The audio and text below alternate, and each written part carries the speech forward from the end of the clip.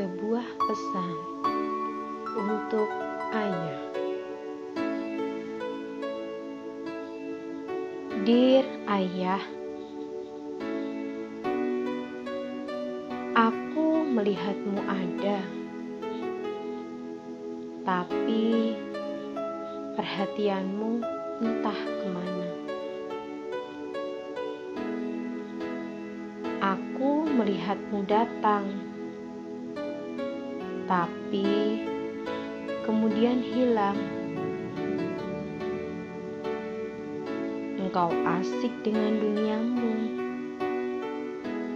bercengkrama dengan gadgetmu, dan bergaul dengan mobilmu.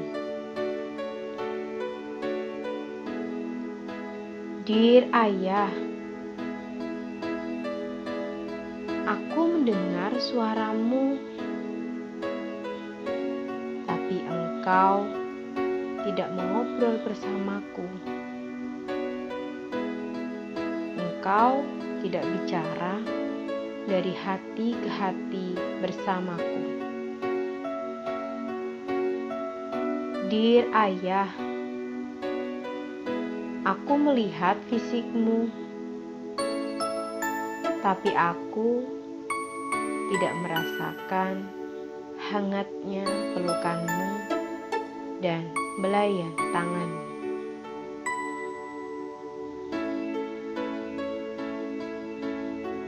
Dear Ayah, sejenak saja temanilah aku. Bergaulah lahir dan batin bersamaku. Jangan sampai waktu yang akan membuat hubungan kita menjadi beku.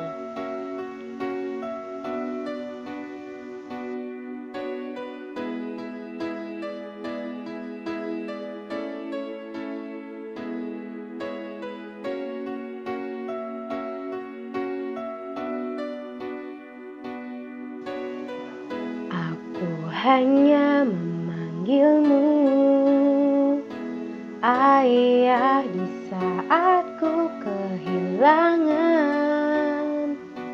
arah. Aku hanya mengingatmu Ayah jika aku telah jauh darimu.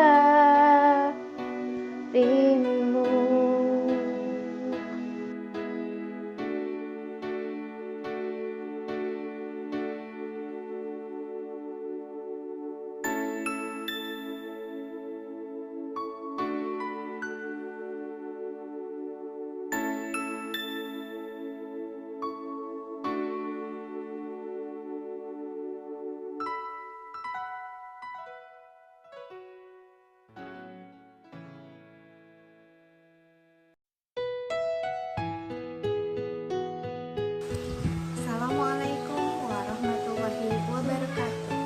Berikut tadi telah kita dengarkan sebuah pesan dari seorang ayah untuk ayah. Jumpa lagi dengan saya, Bunda Widya Handayani, dalam agenda parenting pada hari ini. Tema kita kali ini adalah tentang pentingnya sosok ayah dalam tumbuh kembang anak. Anak yang dekat dengan ayahnya memiliki banyak nilai positif. Ayah adalah kepala keluarga, pemimpin keluarga. Maka anak yang dekat dengan ayahnya otomatis akan menjadi lebih ceria dan lebih merasa aman.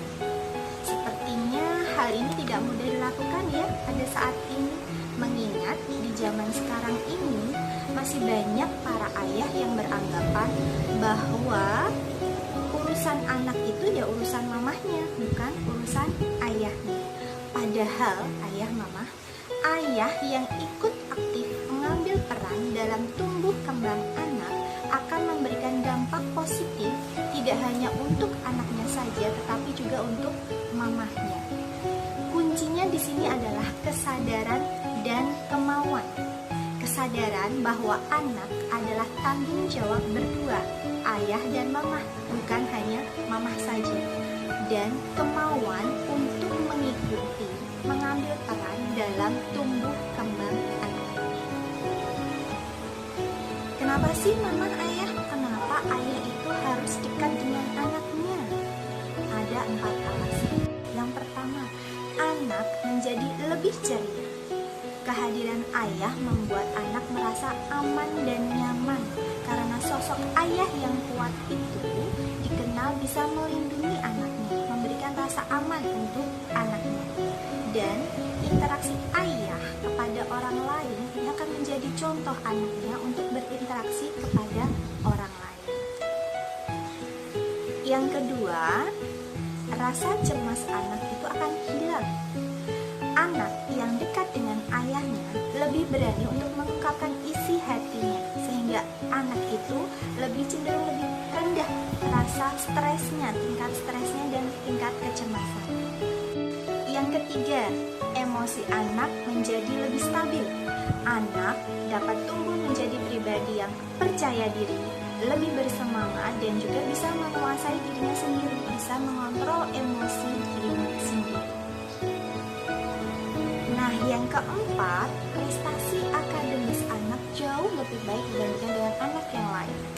Seorang ayah terkenal dengan cara berpikirnya yang logis. Nah, kalau mama ini kan biasanya kita baperan ya mah ya, kalau perempuan ya mah. Kalau laki-laki itu lebih mengedepankan logikanya. Anak yang dekat dengan ayahnya akan mengadopsi cara berpikir ayah yang logis, sehingga IQ-nya juga akan lebih tinggi dari anak-anak yang tidak dekat dengan ayahnya. Lalu apa sih yang harus ayah lakukan supaya bisa dekat dengan anaknya? Nah, hanya ada 2 cara. Pertama, menjadi ayah high quality. Syaratnya ada 2 untuk menjadi ayah yang high quality, yaitu berilmu dan punya waktu. Berilmu itu maksudnya apa sih bunda? Berilmu itu maksudnya ayah mengikuti tahap-tahap perkembangan anaknya. Tahu anak usia segini perkembangannya bagaimana, anak usia segini perkembangannya bagaimana. Jadi ayah selalu mengikuti tahap perkembangan anaknya, mendampingi dengan waktu yang dipunya. Yang kedua tadi memiliki waktu ya mah ya. Waktu ini tidak harus 24 jam dalam satu hari. Cukup dengan minimal 30 menit setiap harinya. Ayah dapat menemani anak bermain, ayah dapat mendampingi misalnya anak belajar, dan seperti itu. Itu sangat berarti dalam tumbuh kembang anak. Yang kedua adalah menjadi ayah juara. Apalagi itu bunda ayah juara? Ayah juara itu adalah ayah yang loving, coaching, dan modeling. 3 syarat ini ya. Apa sih loving itu? Apa sih coaching itu? Dan apa sih modeling itu? Loving adalah mencintai diri sendiri, pasangan, dan juga anak-anak. Tidak hanya mencintai anak-anak saja loh ya. Ayah juga harus mencintai ibunya anak-anak. Nah, ini dasarnya. Kita kalau mencintai anak-anak, kita juga harus mencintai mamahnya ya. Nah, ini bisa dilakukan dengan cara satu, ayah dapat mengambil bagian dalam kegiatan anak seperti tadi. Ayah menemani anak bermain, ayah menemani anak tidur, ayah menemani anak belajar, mewarnai, ayah mendampingi, membimbing anak sholat karena ayah adalah imam dalam keluarga. Yang kedua, bisa dengan memanggil dengan panggilan sayang. Adik, kakak, sayangku, jagoanku, hebatku, seperti itu ya. Itu sangat berarti untuk anak. Lalu yang ketiga, ayah bisa memuji anak atas suatu prestasi. Hal kecil apapun itu, ayah bisa memberikan pujian kepada anak. Misalnya, wah kakak hari ini sudah sholat duha ya. Wah hari ini kakak sudah bisa berwudu dengan tertib. Bisa seperti itu. Hal kecil kita berikan pujian. Selanjutnya, ayah bisa membuat rencana bermain bersama anak setiap hari. Ingat ya, setiap hari. Walaupun itu hanya 30 menit, ayah 30 menit. Kalau mama di rumah mah lebih dari 30 menit ya mah ya, menemani anak. Bisa sampai 20 jam ya mah ya, 4 jamnya tidur ya mah ya. Nah, ayah hanya diminta 30 menit sehari. Selanjutnya itu A-leveling. A-leveling ini apa? Kita tatap mata anak saat kita berbicara dengan anak. Kita tatap dia, interaksinya mata dengan mata, ada kontak mata. Selanjutnya, ayah memberikan fisik ayah, tidak hanya verbal. Jadi tidak hanya video call, tidak hanya telepon, tapi ayah ada di sini. Ayah ada di sini menemani kakak bermain. Ayah ada di sini menemani kakak mandi. Ayah ada di sini mengimami anak sholat, seperti itu ya. Lalu yang selanjutnya, buat anak familiar dengan ayahnya. Oh, sayang sekali nih kalau ada anak yang gak familiar sama ayahnya. Biasanya anak yang familiar dengan ayahnya itu sangat-sangat merindukan ayahnya. Ayahnya pulang kerja itu mau baru dengar suara motornya aja udah ayah pulang, itu semangat sekali. Tapi kalau anak yang gak familiar sama ayahnya itu ayah pulang baru dengar suara motornya aja, ayah kok pulang sih mah, kok ayah nggak lembur aja sih mah, nah itu lebih bahaya, tidak diharapkan berarti ya mah ya. Oh iya bunda, lalu bagaimana ya kalau ayah tidak di rumah atau ayah bekerja di luar kota, kan tidak bisa hadir secara fisik mendampingi ananda. Nah di sini mama, ayah, kita bisa melakukan video call, tapi tidak dengan video call seperti yang saya sebutkan tadi. Kita bisa dengan video call, ayah bisa video call, tapi video call yang fokus tertuju pada anak, benar-benar penuh kepada anak, tidak disambi-sambi, tidak disambi bekerja, tidak disambi makan, tidak disambi dengan ngobrol dengan teman. Jadi fokus pada anak, mendengarkan cerita anak, tanya apa yang sudah dilakukan anak pada hari ini, tanya bagaimana perasaan anak pada hari ini, benar-benar fokus fokus tertuju pada anak. Yang kedua adalah coaching. Apalagi itu coaching? Tadi setelah loving ada coaching, yaitu pengarahan dan pembiasaan. Bagaimana caranya bunda? Caranya yang pertama, satukan level dengan anak. Saat kita bermain dengan anak-anak, maka kita harus menjadi anak-anak juga. Jangan jaim loh ya. Kalau kita bisa menjadi anak, misalnya kita bisa mengarahkan sesuai dengan levelnya anak. Misalnya kita bisa mencontohkan bagaimana cara merangkak yang benar, bagaimana cara berlari yang benar, bagaimana cara naik sepeda yang benar. Selanjutnya, the power of imitation and repetition. Jadi anak itu mengimitasi, mencontoh, meniru apa yang dilakukan oleh ayahnya, dan repetition, kegiatan itu berulang-ulang terus. Nah, inilah yang dapat selanjutnya, yaitu the power of imitation and repetition. Imitation itu berarti anak meniru apa yang dilakukan oleh ayahnya, anak mencontoh apa yang dilakukan oleh ayahnya, dan repetition, pengulangan. Kegiatan itu dilakukan terus-menerus, terulang-ulang sampai anak menguasai hal tersebut, dan ini sangat penting dalam tumbuh kembang anak. Selanjutnya yaitu pelan-pelan ayah dapat melatih anak menghadapi konsekuensi. Contohnya nih, hari ini malam ini kakak tidur larut malam karena nonton TV. Kita ajarkan, kakak hari ini tidur malam, besok konsekuensinya kakak harus tetap bangun pagi untuk sholat subuh. Jadi waktu tidur kakak hanya sedikit. Selanjutnya, berikan komentar positif atas semua kegiatan yang diceritakan oleh anak. Contohnya misalkan, ayah tadi aku habis berantem. Kalau seorang mamah nih ya, kalau diceritain gitu, kenapa kok bisa berantem? Emang kamu ngapain? Bagaimana ceritanya? Nah, sebagai ayah, kita bisa bonding dengan anak, kita berikan komentar positif. Memang ada apa nak? Apa yang terjadi? Lalu bagaimana? Biasanya anak berantem itu bukan karena kesalahan si anak. Mungkin ada alasan lain kenapa anak berantem. Nah, di sini ayah bisa mencari alasannya kenapa anak berantem. Lalu kita diskusikan. Ayah bisa mendiskusikan kepada anak. Ini baik apa enggak? Seperti itu. Nah, di sini maksudnya bukan maksudnya mama itu tidak bisa bertindak bijak seperti ayah, bukan.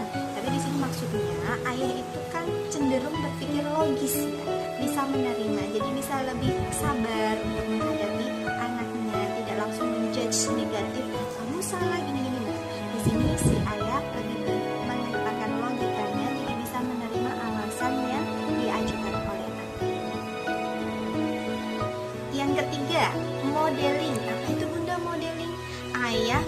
menjadi pelindung, keteladanan, dan sumber dari semua pertanyaan.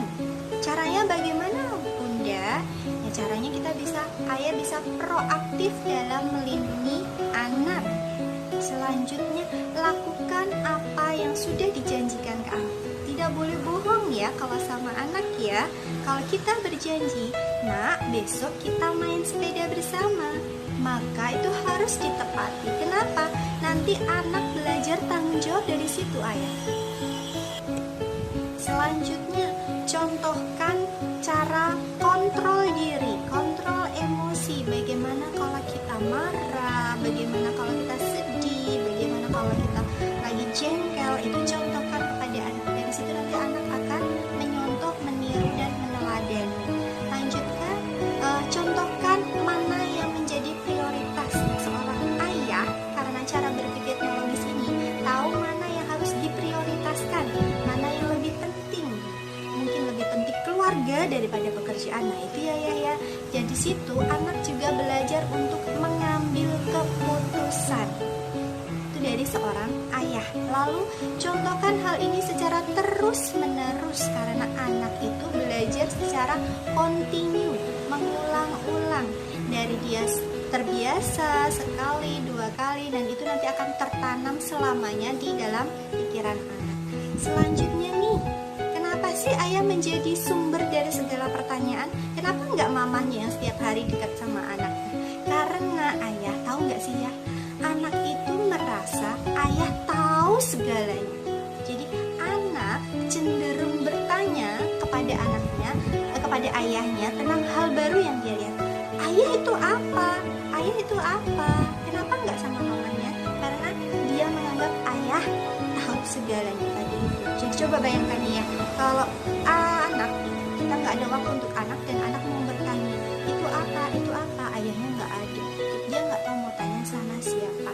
Yang ada pertanyaan itu hanya ada dalam pikirannya dia, terpendam. Anak yang bisa mengeksplorasi dunia baru, mengeksplorasi hal baru, jadi stuck di tempat dan anak menjadi tidak bisa berkembang lebih jauh lagi. Nah, ayah, mama, apakah saat ini kita sudah menjadi ayah yang dekat dengan anak? Kalau belum, mari kita sama-sama introspeksi dan perbaiki diri. Untuk apa? Untuk masa depan anak, agar bisa anak menjadi tumbuh kembang secara optimal, maksimal. Ini waktunya hanya sebentar. Mungkin suatu saat nanti, saat kita sudah tidak bermain bersama mereka, kita akan merindukan saat-saat bersama dengan anak-anak kita. Nah, demikian tadi sharing kita pada pagi hari ini. Semoga bermanfaat. Semoga kita bisa jadi orang tua yang lebih baik lagi untuk tumbuh kembang anak kita yang lebih optimal lagi. Sekian dari saya. Mohon maaf atas segala kekurangan dan kesalahan. Saya pamit undur diri. Wassalamualaikum warahmatullahi wabarakatuh.